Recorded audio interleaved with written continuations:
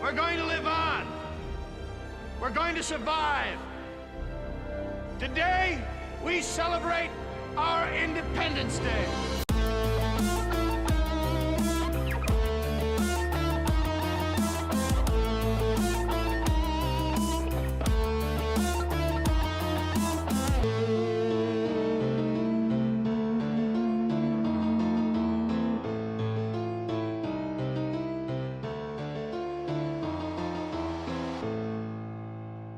Hey everybody, I'm Mr. Wright, and welcome to Wright at the Movies. If you're looking for reviews on movies, you've come to the right place. Today I'm talking about Independence Day, Resurgence. What could I possibly say about Independence Day that everyone else hasn't already said?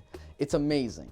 It's stupid, but it's amazing. It's one of the best movies of the 90s. It's got comedy, it's got action, it's got horror, and it's got destruction. Boy, oh boy, does it have destruction. But with all of that said, looking back, we can all kind of admit it's dumb. Director Roland Emmerich made a whole career off making movies like Independence Day. He just made disaster after disaster after disaster.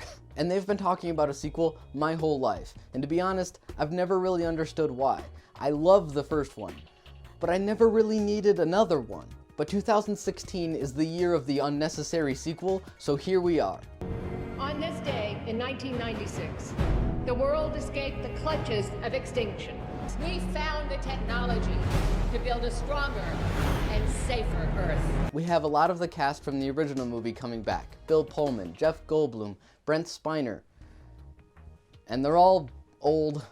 They're all really old now. And we're adding in a huge tidal wave of new, young, sexy characters. Most notably Liam Hemsworth. You know, Thor's less talented little brother. No, the other one. Yeah, there we go. Not going up there to make friends. We've got to remind them Earth is not for the taking. So it's been 20-ish years since the first attack, and since then humanity,'s kind of been kicking butt. We're using alien technology on top of our awesome future technology, and it's just this awesome combination of Star Trek-y touchscreens and hover cars and moon bases and laser guns and all that crazy stuff. We basically have world peace. So of course something has to mess that up. And in comes the aliens just in time. So we have to gang up as a planet again, 20 years after the first attack, and we gotta fight them. And then a movie happens. Our whole lives built up to this moment. It's touchdown over the Atlantic. Which part? All of it.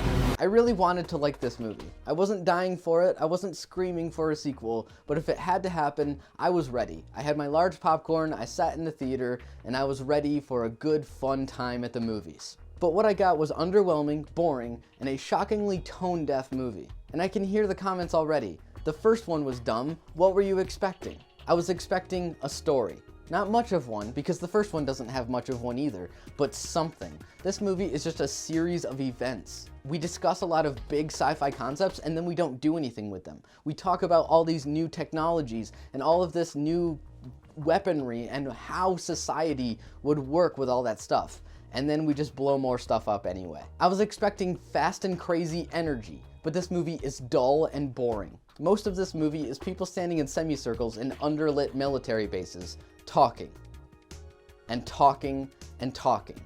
This is an Independence Day movie. Blow something up. I was expecting cool and memorable characters, but they're all bland and flat. Say whatever you want about the first Independence Day movie, but there's so many cool characters and so many character moments that are so memorable. There's so many great lines in the first Independence Day movie that people quote endlessly, still to this day. But this one, I've got nothing. I was expecting over-the-top action and destruction, but it's fairly by-the-numbers CGI action that we've seen 100 times in 100 different movies. There's CGI ships, there's CGI aliens, there's CGI cities, there's CGI destruction, and there's CGI explosions. Everything is CGI. All of it, all of it, all of it. They're coming back.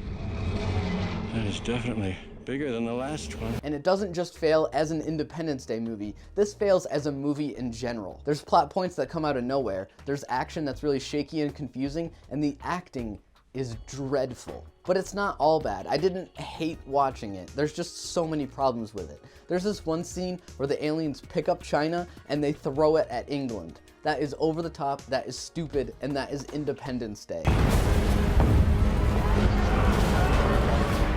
What goes up must come down. And you can feel the absence of Will Smith. He is charisma and energy, like, compiled into a human person.